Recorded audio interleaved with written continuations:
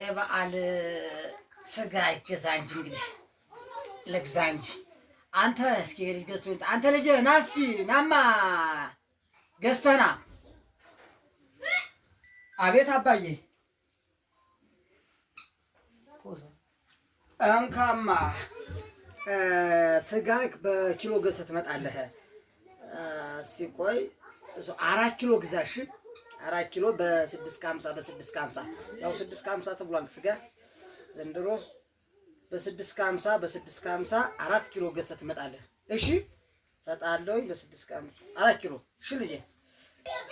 በ650 አልከኝ ባዶ በ650 ከእነ ስጋ የሚገኘው አባ እንዴ? በ650 የሚባል ስጋ እኮ የለም። ምንድን ነው 650 ስጋ የምትለው? በ650 1 ኪሎ በ650 የምገዛው አባ እንዴ?